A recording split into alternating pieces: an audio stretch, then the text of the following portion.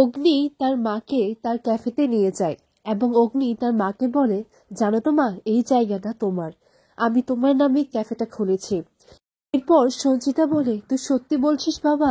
জানিস তো আমার এরকম একটা স্বাদ ছিল যে আমার নিজের একটা হেসেল হবে, আর দেখ তুই আমার সেই স্বাদটা পূরণ করেছিস।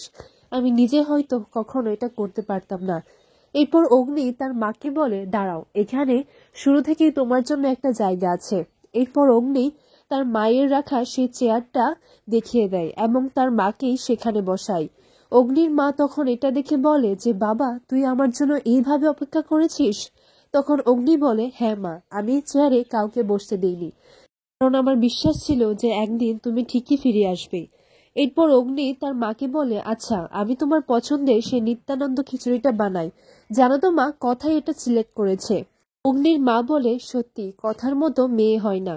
অগ্নি যখন খিচুড়িটা বানিয়ে নিয়ে আসে তখন অগ্নির মা বলে যে, এতে তো ভোগের খিচুড়ির রান্নার গন্ধ আসছে।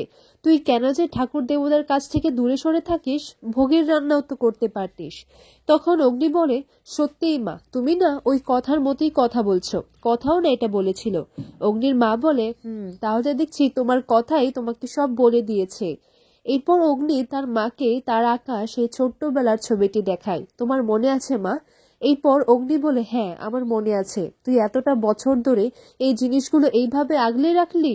ক্যাফেতে বাড়ির বাকি সদস্যরাও চলে আসে এবং তিমির এসে বলে যে, আচ্ছা বড় বৌদি, তুমি এবার আমাদের সবার জন্য একটা জমিয়ে রান্না করো তো। তারপর সবাইকে একই থালা থেকে তুমি খাইয়ে দেবে, ছোটবেলায় যেরকম খাইয়ে দিতে। মুহূর্তে দেখা যায় এভি তার মায়ের জন্য একটি গান করে এবং সেই পুরনো ছবিগুলো তার মাকে দেখায়। এরপর সবাই একে অপরকে জড়িয়ে ধরে। এরপর লেখা বলে, আচ্ছা বড় বৌদি, তোমার না অগ্নিকে নিয়ে আর চিন্তা করতে হবে না। ওর জীবনে তো এখন কথা এসে গেছে। কথা অগ্নি খুব যত্ন করে, জানো তো। এরপর সঞ্চিতা বলে, হ্যাঁ, আমি জানি। তখন লেখা বলে, তুমি জানো তোমাকে তো কথাই বাড়িতে নিয়ে এসেছিল। তখন অগ্নির মা বলে, হ্যাঁ, আমার সব মনে আছে। আর আমি যদি নিজের পছন্দ করেও মেয়ে খুঁজতাম তাহলে হয়তো আমি কথার মতো মেয়ে পেতাম না। লেখা বলে, মা আনন্দের নির্দেশে বাবা অগ্নির আর কথার বিয়ে ঠিক করেছিল, আর অগ্নি তো বিয়েটা করতে রাজি হয়নি। তখন সঞ্চিতা বলে, ও তাই নাকি? দেখি, কেন রে, তুই বিয়েটা করতে রাজি হলি না কেন? কথার মতো মেয়ে হয় নাকি? এরপর লেখা বলে, তুমি তো ছিলে না, কিন্তু সবাই ছিল। অগ্নির এরকম একটা দিনে তুমি ছিলে না বড় বৌদি? তখন সঞ্চিতা বলে, আমি ছিলাম না তো কি হয়েছে? এখন আমি আমার ছেলের আবার বিয়ে দেব, আমার নিজের পছন্দ মতো আর নিজের ইচ্ছে মতো করে সবকিছু সাজাবো। কথা এই কথাটা শুনে নেয় আর ভুল ভাবতে লাগে।